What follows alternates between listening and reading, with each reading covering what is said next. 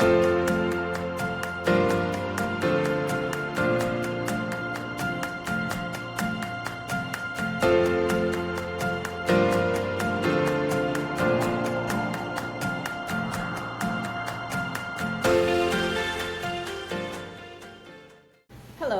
I am 𝐐𝐻𝐬𝐭𝐢𝐨𝐬 Teixeira. I am a knowledge management specialist, and I'm here with Ede Ijjasz-Vasquez to have a conversation about communities of practice. Ede is a senior advisor and former World Bank senior director.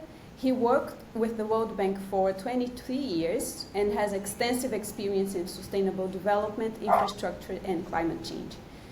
Ede recently launched the book Communities of Practice at the World Bank with other World Bank colleagues.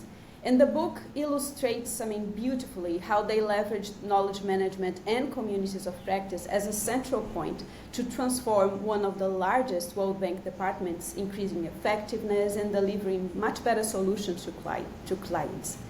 We hosted a session last week to introduce the book and discuss the main ideas, and the interest was, amazing. We had so many questions that we didn't have time to cover all of them. And Ede offered us to record this video and go deeper in some of the questions that were raised. So we're here today with Ede. Thank you very much, Ede, for offering to record this video. And I'll turn over to you with the first question.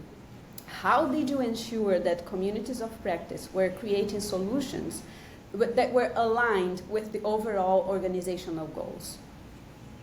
Thank you so much, Claudia, for this opportunity to complete the questions that we didn't have time to cover during the session at the Fito Festival. How to ensure? Actually, it has to be ingrained in the design of the communities of practice.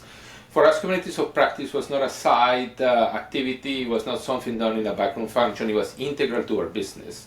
So from the beginning, we created these communities of practice, and we gave the opportunity to staff to come up with ideas to connect across the world on certain topics, but we said this cannot be just an opportunity to talk to each other, an opportunity to share knowledge. This needs to be integrally connected to the knowledge. So we had a cycle of review where we had called for proposals for communities to get some resources and support, and then in those calls for proposals there was a very specific form for them to fill out and say, this is how it relates to business, this is how we are creating new business lines, this is how we are creating solutions, new solutions for our clients, this is how we are combining different challenges from different regions of the world to be able to have a line of work that connects them back to the services that were provided, financial, knowledge, combining services altogether. So it was integral to the design. And then in the evaluation step, we would come, and at the end of the fiscal year, these communities would come back and report and said, on these things that we promised, this is the things that we achieved. And therefore, that clarity on the purpose and that cycle of review ingrained the idea that communities of practice are not a coffee sharing platform. They should do, but actually that's not the only thing that they did. Perfect, yeah. And the second one talks about roadblocks and, example of failures. So the question is, where did you run into roadblocks in building the communities of practice at the World Bank, and how did you overcome these challenges? And what were the failures, and why do you think they happened? So look, when we started these communities of practice, there was a long tradition of communities of practice at the World Bank, but it has gone through cycles of excitement and then dormant periods for those communities. And therefore many of our staff had different ideas of what a community of practice was. So part of the process, one really important roadblock, was to create a common language, a common idea of what was the ultimate objective of these communities without forcing a common, a standard approach. Why? Because communities had different purposes, they had different objectives, they were in the different stages of their evolution and growth. So we didn't want to have a one-size-fits all communities. We did one common objective. We said, look, you need to grow and then first become the place where everybody wants to come and share knowledge and innovate and discuss these issues. Eventually you want to become a global center of excellence on the topic that you're working on as a community. So that was a first and important roadblock. Second was that discipline and flexibility at the same time. We wanted to be these communities of practice to be vibrant communities, to be created and invented and developed by our staff. We wanted those innovations from the bottom up, but we also wanted to make sure that there was clear discipline on objectives, on work programs, on budgets. Not to, and the challenge was to maintain that balance between not to be too rigid, that would kill the creativity, and not to be just everybody does whatever they want in that process. That was a second process for us. Third, many of these communities start with a lot of excitement, but life happens, and therefore people get distracted, there's not enough energy, there's a lot of tension sometimes, and therefore many of these communities wither away. And therefore what was important for us was to periodically come and check which communities are growing, and you can feel the excitement and the vibrancy, and so that you can continue to support them, and which ones are not. But it's difficult to tell people, look, your community failed, and we need to concentrate resources on those that are having more success. So that pruning process was always complicated. Finally, a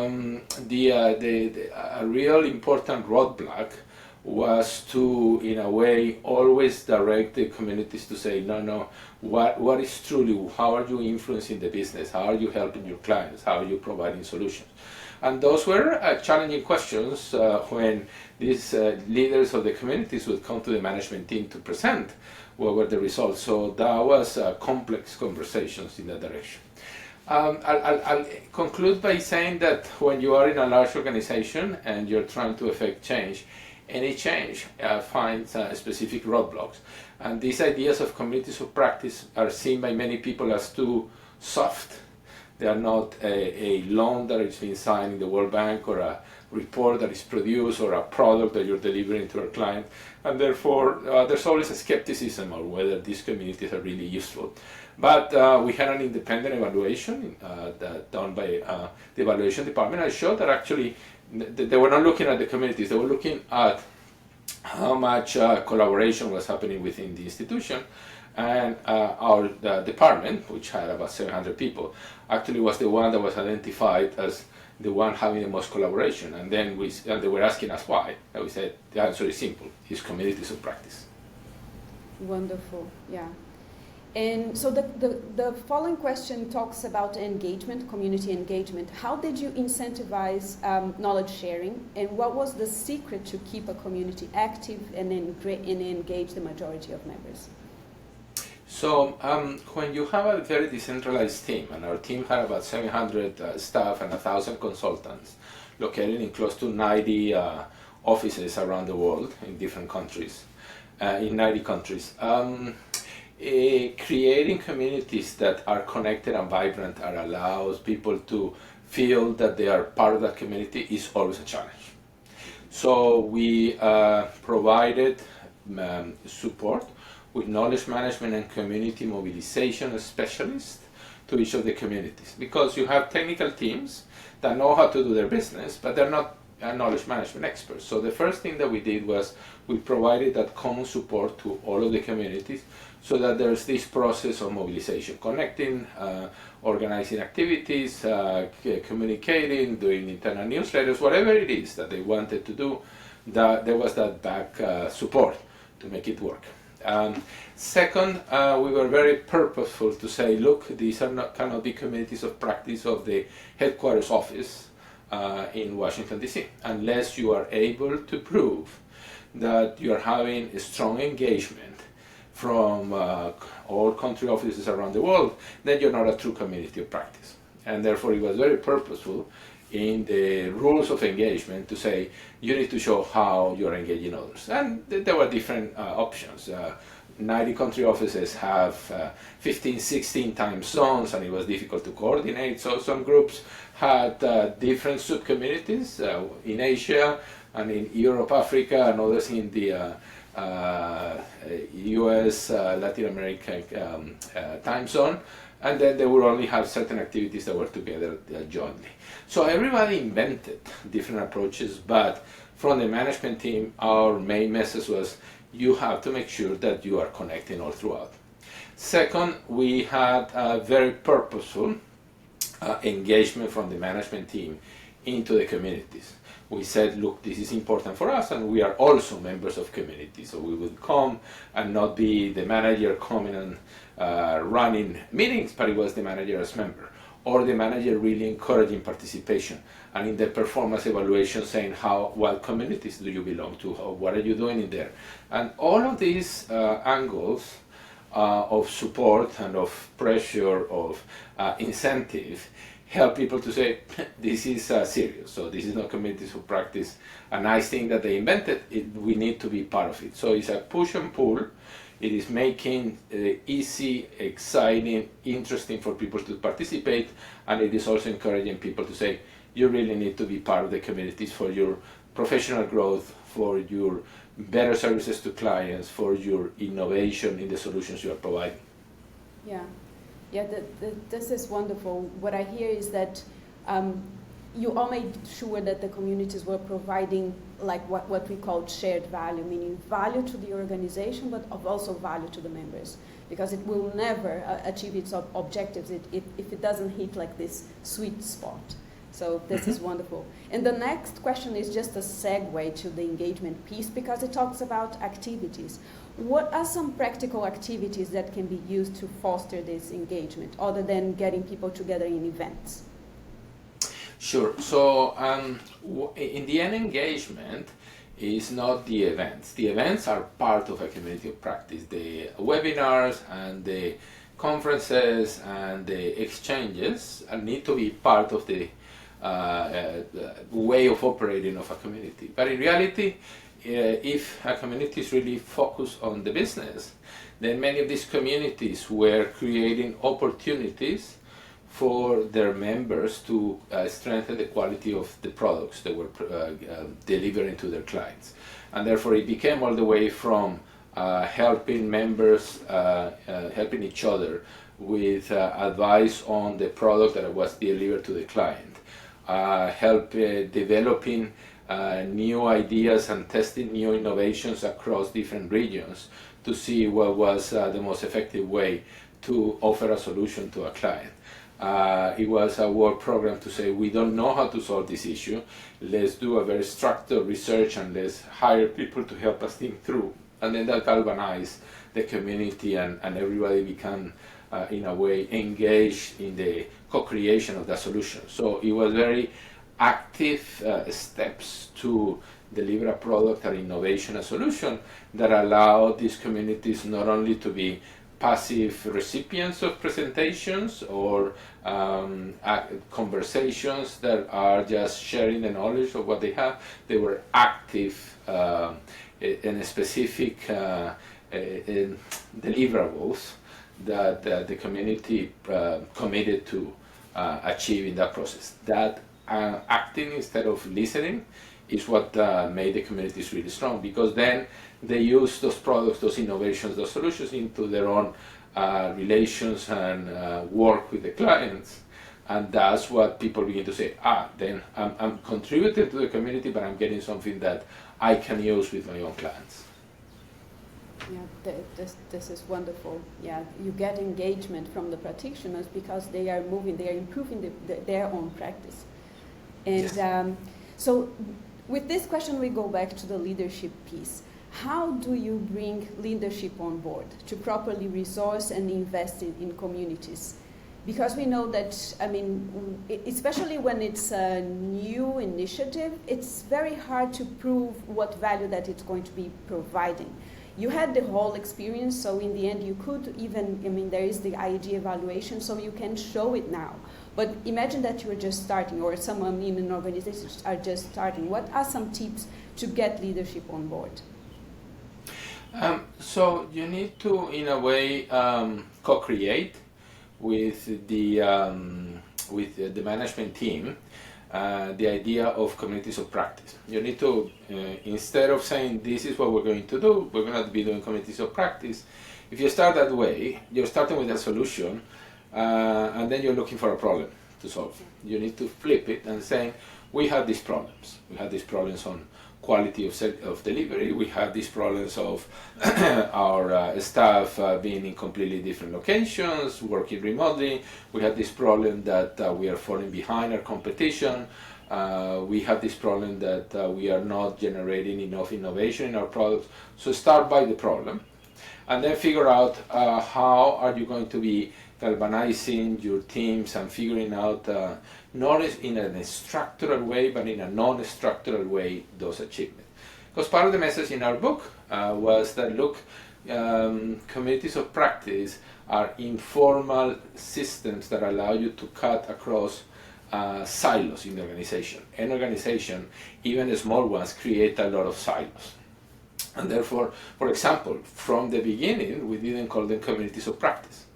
We call them knowledge silo breakers, to start sending the signal from the beginning to say, this is not your grandfather's community of practice. The purpose here is to make knowledge central to the things that we do for our clients and to break silos within the institution.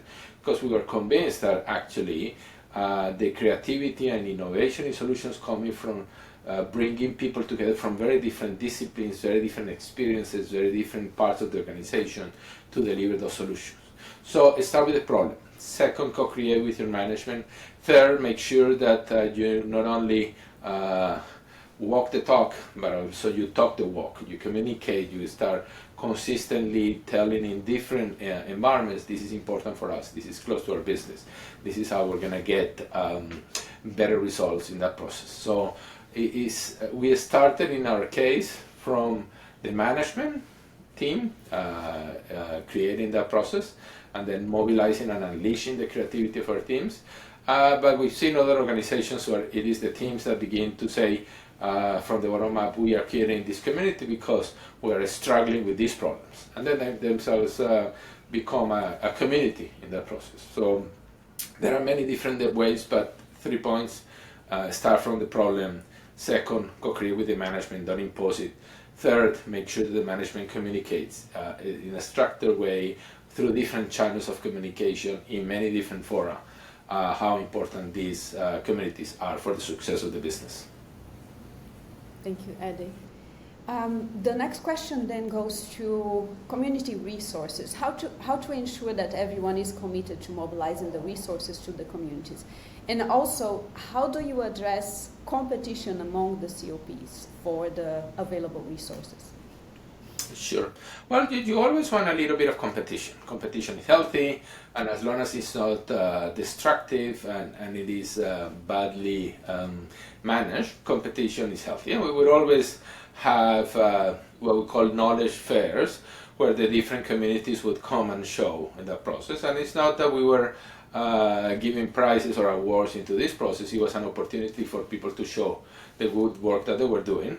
And that competition also creates an environment in which people want to copy from each other, want to improve what others are doing, wants to move into a positive cycle of productivity. What we found actually was that in our organization there were innovation awards for the entire organization, and through these communities of practice we began to capture a lot of those awards. So we were one out of about 20 different technical departments in the organization, and we were getting about a third to almost half of the innovation awards for the entire organization, because these communities were so vibrant in creating new ideas, and they were able to showcase these innovations that the organization would say, this is really interesting, let's recognize. So you do want a little bit of competition. Now, the assignment of resources, there's never sufficient resources for these activities, and you also don't want to, in a way, assign a lot of resources, because then they need, in large organizations, then once they get a lot of budget, there needs a lot of reporting and there's a lot of bureaucracy behind it. You want these communities to be lean, to be fast, to be agile, and also to be able to have a space for them to find other resources. When a group has enough resources, they are not forced to collaborate.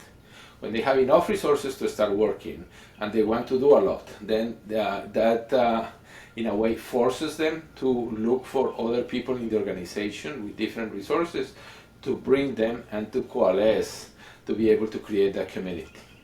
If a community is too fat in a way, they get happy and then there's a small group working on themselves and they're not forced to look outside.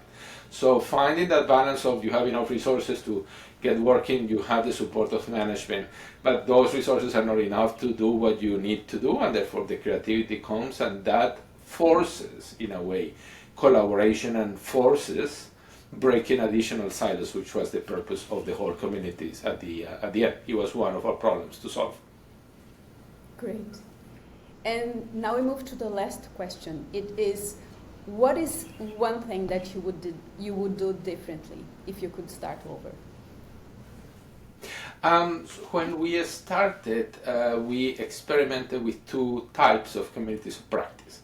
One that we would call top-down. There were global solutions groups, where the management team said, these topics are important for us, for our business in the future, and therefore we are assigning these technical leaders to mobilize communities of practice, and they are formal. And then we had informal communities of practice, where we had called for ideas, and then it was bubbling up from the bottom up, these communities. We found out that that was not working well. The top-down were many of them becoming very formal, and then they had all these bureaucratic processes that were absorbed, and they became part of the normal business. So they were not agile enough, they were not exciting and interesting enough.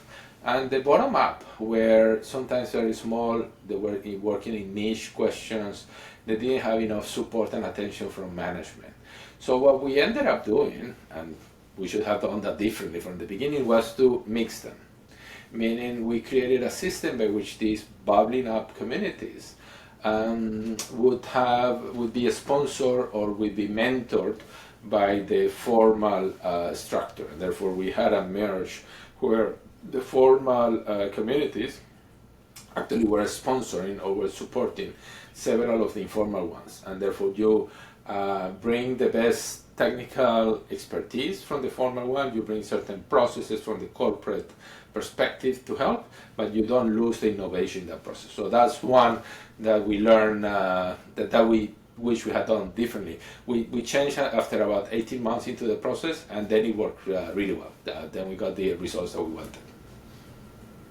A great lesson.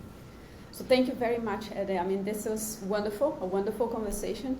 I just would like to say that if you are watching this, just look at the description, and because you will find the link to the original session in which we presented the book in the Fito Festival, and also all the other links for you to go to the website, to the book website, get more information, and the link to buy the book if you're interested. Wonderful. Claudia, thank you very much for this opportunity. Many thanks for the questions, and thank you for the seminar that we had originally. Good luck with your work on communities of practice. Thank you.